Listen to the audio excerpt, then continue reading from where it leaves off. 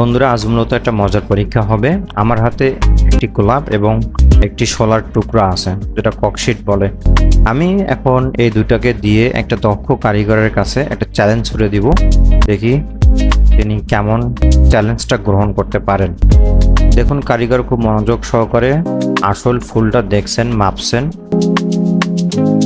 শুধু ফুল দেখছেন না, এর পাশাপাশি পাপড়ির আকার, ভাঁজ এবং মাপও পর্যবেক্ষণ করছেন। চলুন দেখি ফলাফল কি হয়। এবার শুরু হলো আসল কাজ। এক টুকরা সাধারণ শোলা ধীরে ধীরে কাটছেন।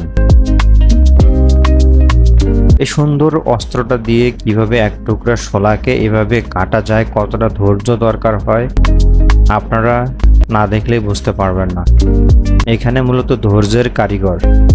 ধৈর্যর মাধ্যমে একটা শোলাকে একটা গোলাপে রূপান্তরিত করা হবে।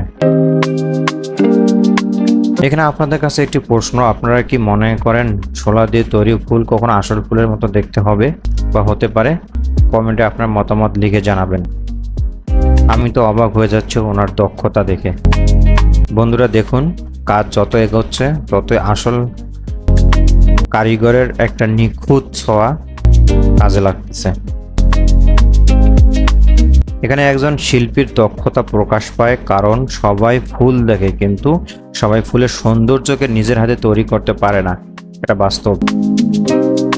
একটু খেয়াল করুন, প্রতিটি পাপড়ি কত নিখুঁতভাবে তৈরি করা হবে, সেজন্য শোলাটাকে কত নিখুঁতভাবে কাটা হচ্ছে। আসলে মানুষের হাতের কাজ কখনো কখনো চোখকে ধোঁকা দিয়ে দেয়।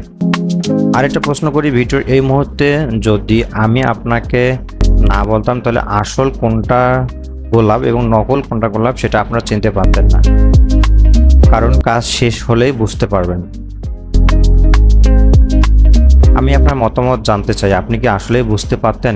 বন্ধুরা, আজকের এই দৃশ্যটা শুধু একটা ফুল তৈরি নয়, এটা সৌন্দর্য, দক্ষতা, সৃজনশীলতার গল্প। একজন মানুষ যখন নিজের কাজকে ভালোবাসে তখন সাধারণ শোলাও তার হাতে গোলাপ হয়ে ওঠে। দেখুন, এই গোলাপটাকে এখন রং করা হবে। অবশ্যই গোলাপের রং লাল হবে, এজন্য লাল রং নিল উনি। আর দেখুন, কাজ প্রায় অনেকটা শেষের দিকে। এক পাশে প্রাকৃতিক তৈরি ফুল আর অন্য পাশে হাতের তৈরি শোলার গোলাপ। এখন ওই গোলাপটাকে সরিয়ে, আসল গোলাপটাকে সরিয়ে শোলার তৈরি গোলাপটা যখন এখানে প্রতিস্থাপন করা হবে তখনই বুঝতে পারবেন আসল সৌন্দর্যটা। দেখুন, লাল গোলাপটাকে কেটে ফেলে দেওয়া হচ্ছে। কমেন্ট করে জানিয়ে দিন কারিগরকে 10-এর মধ্যে কত দেওয়া যায়। কমেন্টে আপনার রেটিং লিখে জানাবেন। ভিডিওটি ভালো লাগলে সবাই লাইক দিন, শেয়ার করুন। আর এমন আরও অসাধারণ ও কারিগরের গল্প দেখতে চ্যানেলটি সাবস্ক্রাইব করুন এবং ফলো করুন, পাশে থাকুন।